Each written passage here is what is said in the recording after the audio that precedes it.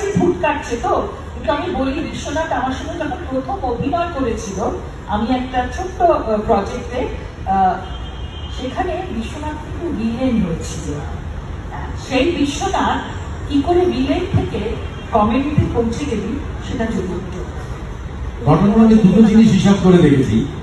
ধরো একটা জেলখানা, সেখানে কেউ লাইফ ডেথ সেন্টেন্সে আছে, কারোর যাবজ্জীবন আছে, কিন্তু যদি কেউ কোণে বসে কেউ একটা গান গায় কোনো একজন কয়েদি, আমরা তার অপরাধটা জানতে চাইবো না, 1-3 মিনিট গানটা শোনার পরে বলবো বাহ কি সুন্দর গলা, না কি ভালো গান করে।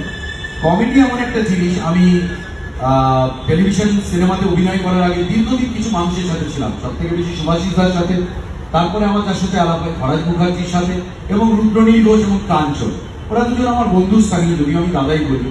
কিন্তু সুভাষিস দা যখন বেরোতো সঙ্গে থাকতাম বা কোনো জায়গায় করতো, আমি একদিনকে সায়েন্স সিটি দিয়ে উঠছি, একটা মানে দেরি হয়ে গেছে, আমাদের সুভাষিস দা একটা অনুষ্ঠানে নিয়ে যাচ্ছে, একটা মহিলা সেও তাড়াহুড়ো করে ধুম করে পড়ে গেল, কারণ সৈদা পড়ে গেল, পড়ে গেল, ঠিক আছে উপরে চলে গেল। দেখলাম যে আমারও ভালো লাগলো এই কথাটা শুনে।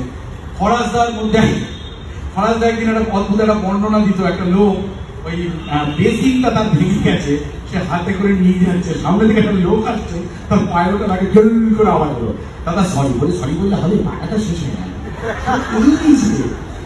মজা কাঞ্চন যে সবসময় করতো, রুদ্রর মধ্যে একটা যে মজা ছিল।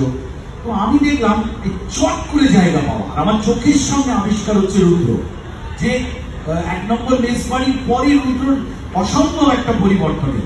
কিন্তু আমার যে তোমার কাজটা করার পর যে কাজটা আমি বড় পেলাম, সেটার জন্য আমি না বলবো ঠিক করেছিলাম, কারণ তখন একটা থার্ড জেন্ডার বা একটা এভিমিনেট ক্যারেক্টার খরাজদা সাকসেসফুলি 1 নম্বর মেজবাড়িতে করছিল, আর বিশ্বাস ছিল খরাজ মুখার্জি থেকে বেটার করে দেখাতে পারবো না আমি। কিন্তু আমাকে যখন ধ্যাত্তেরিকার জন্য ডাকা হলো, কুশলদা যখন আমায় বললেন, আজও আমি ধন্যবাদ জানাই অনিন্দ্য সরকার, শান্তিলাল মুখার্জিকে, ওরা তখন বললো তো না বলার সময় এখনো হয়নি। তো ওই ক্যারেক্টারটা আমি শুরু করলাম ওখানে, এবং একটা হিন্দি সিনেমার ওখানে শুটিং চলছিল, তার যে fight director, due to our shooting, ওদের শুটিংটা বন্ধ রাখা হয়েছিল, তিনি আমায় বলেছিলেন যে কাহা আতা है, मैं बोला अभी नहीं आया, आने वाला है अगले 10-5 दिनों में।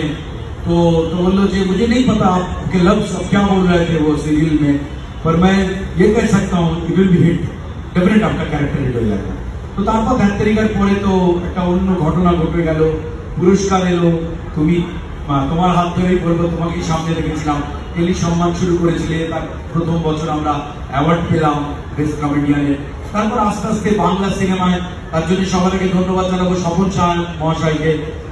আমি তখন অনেকগুলো ছবিতে স্বপনদা আমাকে সুযোগ দিল কমেডিয়ানের, এবং সেগুলো খুব চলতে শুরু করলো, এবং রবি কিনামি একটার পর একটা ছবিতে আমাকে সুযোগ দিয়ে গেছে। আর মোটামুটি আমি ছোটবেলা থেকেই সেন্স অফ হিউমার ভালো ছিল, ডিউ টু আমার বাবা খুব সেন্স অফ হিউমার খুব সুন্দর ছিল, আর ভগবানের আশীর্বাদ, আমার বউ ছাড়া সবাই আমার কথাতে হাসে, একদিন শুধু লেগে যায়, সেটা কোনো মনে হয় না। তো যাই হোক, থ্যাংক ইউ ভেরি মাচ, এইভাবেই হয়েছিল।